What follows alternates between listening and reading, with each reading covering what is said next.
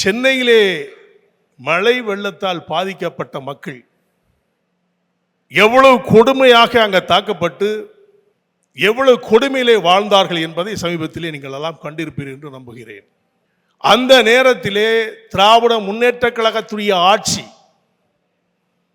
முதல்வர்களும் அவருடைய சகாக்கள் மந்திரிகளும் அந்த மக்களுக்காக என்ன செய்தார்கள் என்பதை நீங்கள் அறிவீர்கள் என்று நம்புகிறேன். ஒரே ஒரு அறிவிப்பை செய்தார்கள், பாதிக்கப்பட்டவர்களுக்கு 6000 ரூபாய் கொடுப்போம் என்று சொன்னார்கள். அவ்வளவுதான். எவ்வளவு பேருக்கு சேர்ந்தது என்று இன்று வரை அறிவிக்கவில்லை.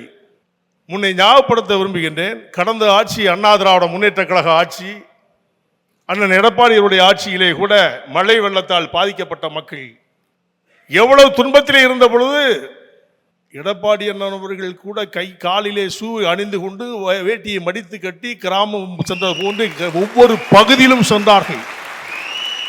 மந்திரிகள் எல்லாம் ஓடி ஓடி சென்று மக்களை காப்பாற்ற துடித்தார்கள். தன்னார்வ தொண்டு நிறுவனங்கள் அவரவர்கள் சேவைகளை செய்தார்கள். இந்த திராவிட முன்னேற்ற கழக ஆட்சியிலே தன்னார்வ தொண்டையே காணவில்லை. யாரும் செல்லக்கூடாது என்று மறுத்து விட்டார்கள். யாரும் மக்களுக்கு சேவை செய்யக்கூடாது என்பதை தெரிவித்து விட்டார்கள். அதன் அடிப்படையிலே தன்னார்வ தொண்டையே காணவில்லை. காரணம் என்ன? மத்திய அரசில் இருந்து பணம் பெற வேண்டும், அதை எடுத்து கொள்ளையடிக்க வேண்டும், மக்களுக்கு செல்லக்கூடாது, தன்னுடைய பைக்கிலே வைக்க வேண்டும் என்ற ஞாபகம் தானே வைத்திருக்கின்ற என்பதுதானே மக்கள் நினைக்கின்றார்கள். அதை போன்றுதானே நாங்கள் நினைக்க தோன்றும். எப்படி 2024 நாங்கள் முழுவதும் வெற்றி பெறுவோம் என்று நீங்கள் சொல்லுகின்ற எந்த அடிப்படையிலே?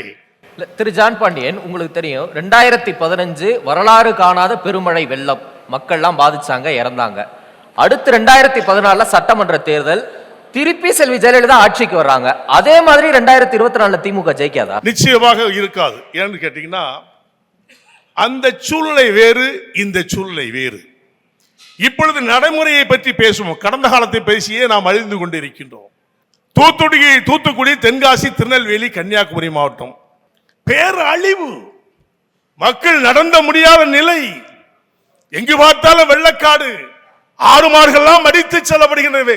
எங்கே இவர்களை? எங்கே? என்னுடைய கேள்வி பதில் சொல்லுங்க. மந்திரிகள் இருக்காங்களே. மந்திரி இருக்காங்க, எங்க இருக்காங்க? பொய்யல.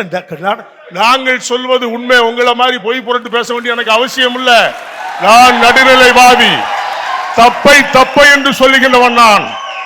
எதை பற்றி நான் பொய் சொல்ல வேண்டிய அவசியம் இல்லை. எனக்கு என்ன பொய் சொல்லி நீ நான் அள்ளியா கொடுக்க போறேன்? எனக்கு அவசியம் இல்லை.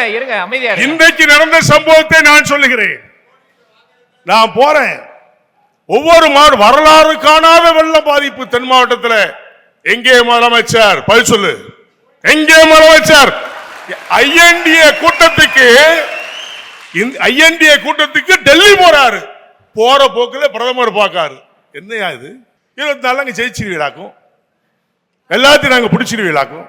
சரி, ஒரு கேள்வி. என்ன இது? இல்ல, இவங்க வலுவான கூட்டணியோட நல்ல முகமா இருக்கிறாங்க.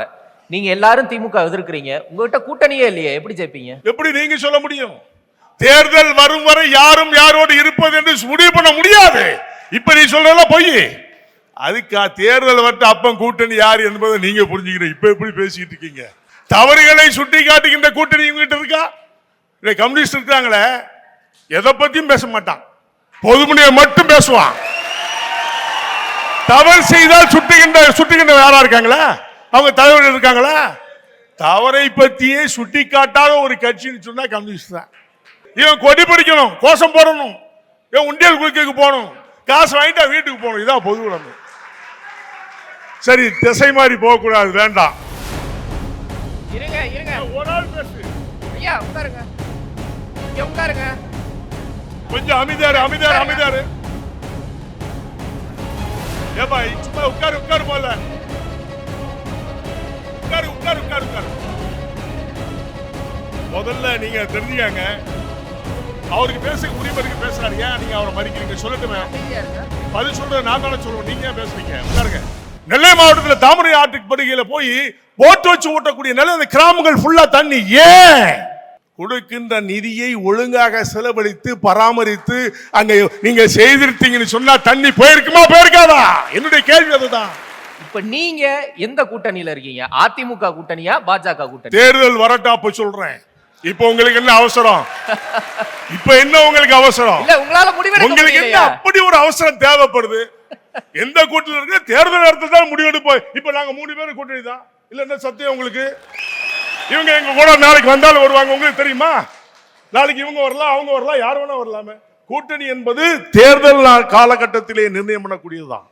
நீங்க இன்னைக்கு கேட்டா அது யாராலும் பதில் சொல்ல முடியாது, யாரும் சொல்ல முடியாது. நான் தான் சொல்றேன். இல்ல இவங்க சொல்லிட்டாங்கல்ல பாஜக கூட கூட்டணி இல்ல, நீங்க அந்த மாதிரி ஏதாவது சொல்லுங்களேன். அவர் அவங்க தலைமை எடுத்த முடிவை பதிவு செய்கிறார். நீங்களே ஒரு தலைமை நான் ஒரு கொஞ்சம் பாருங்க, நான் என்னுடைய தலைமையை பொறுத்த மட்டும் நான் எல்லோரோடும் நட்பாக பழகிறவன். அண்ணா திராவிட முன்னேற்ற கழகத்தோடும் பிஜேபியோடும் எல்லாரோடையும் நட்பாக. அப்படி இருக்க பட்சத்தில் நாளைக்கு கம்யூனிஸ்ட்காரங்க அதிமுக கூட்டணி வைக்க மாட்டான்னு எப்படி சொல்றீங்க? விடுதலை சிறுத்தை அதிமுக கூட்டணி வைக்க மாட்டான்னு சொல்லுங்க. அதனால தேர்தல் காலகட்டத்தில் தான் முடிவெடுப்பாங்களே தவிர இன்னைக்கு சொல்ல முடியாத நிலை. ஆனால் உறுதியா சொல்றேன், டெல்லியை ஆள போவது மோடிஜி அவர்கள் தான். அதுல மாற்று கருத்தே இல்ல.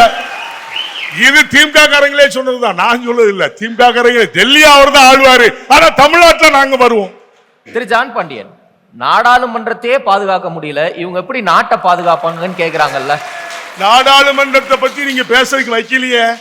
இங்க என்ன போட்டிருக்கீங்க? 40 நம்ம ஜெயிப்பு மாதிரி தான் போட்டிருக்கேன். நாடாளுமன்றத்தை பற்றி பேச நிறைய பேசுவேன், நான் நிறைய பேச வேண்டியிருக்கும்.